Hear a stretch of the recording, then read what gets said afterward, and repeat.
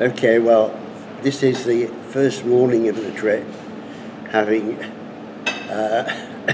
had a sort of half reasonable night in the hotel and a cup of tepid coffee. So Andrew and I, show yourself, Andrew, if you can. So Andrew and I are just going to... Good morning. Set off on this great adventure, which I'm sure is very commonplace for Andrew, but for me it's something out of my comfort zone, really. So we'll see how it goes. This is the Harrods Lounge at Luton. It's not exactly like the check-in we normally have at Alicante, but we're assured there's an aeroplane at the end of the runway. I just think coming on this plane is the most wonderful experience because, first of all, just driving on the plane, no checks, no searches, no anything, and then having this beautiful breakfast.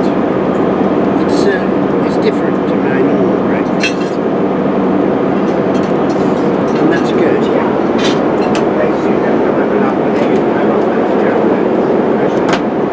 Take a shot of the seat and things to show all the empty seating. Yes. And I've got to ask a special favour, would you mind? Section. This is the memorial to, what's it the memorial to? Roma Sinti. Oh, the Roma and Sinti population. I never heard of Sinti, presumably they are another name for the gypsies. Yes, so it's the two groups, Roma Yeah. and Sinti gypsies. Yes. Yeah, so it's a cold day and we're in the Tiergarten and it's all very interesting. The Potsdamer Platz is just beyond and can't see where the Potsdamer Platz must be in that corner. I don't know. And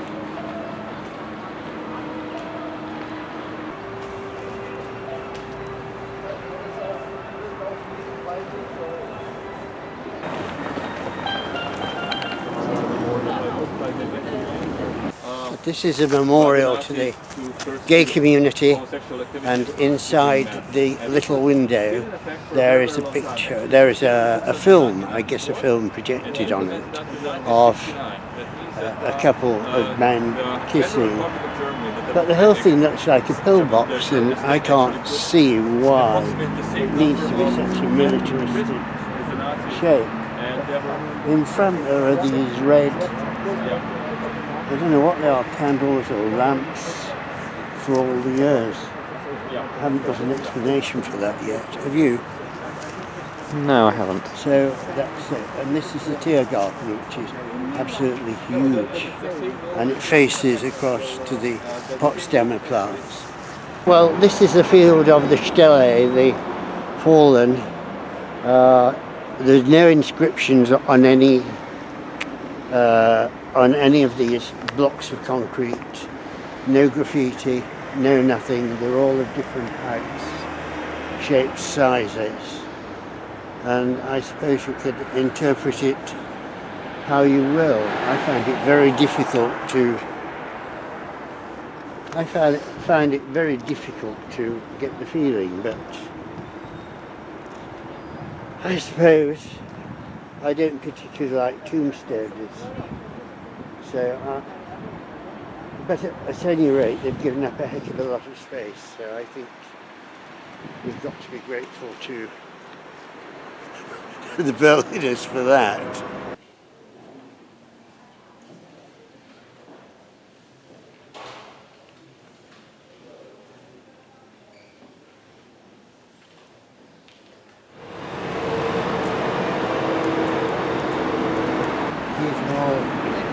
Germans who were just, what's the word, destroyed, I guess, because they were unfit.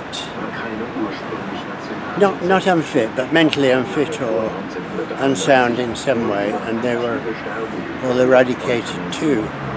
And T4 here is where the headquarters of the Nazi doctors were, who made all the decisions and all the selections.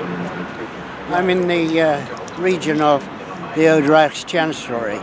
When I was here in 45, it was one big mess, apart from the Chancellery itself, which didn't seem too badly damaged, but I guess the whole lot has been swept away now, and we've got this instead. So if you'd like to just pan around a little, you could see the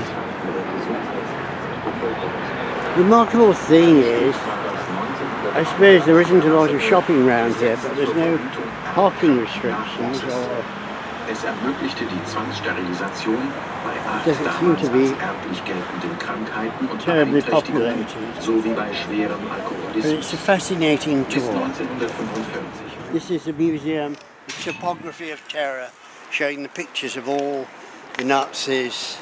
It's a museum of perpetrators rather than victims.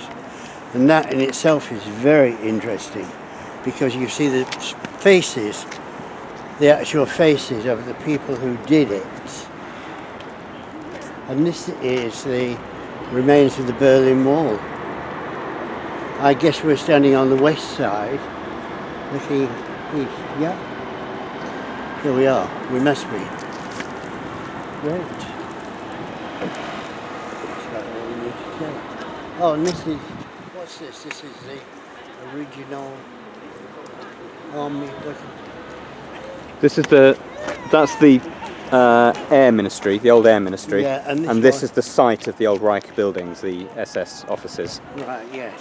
We're at the documentation centre, finally, after a morning filming around the graves and the ground. And I found it a very emotional experience. But now they're all rushing me because we've got to catch this wonderful plane and be back in England for 3 o'clock.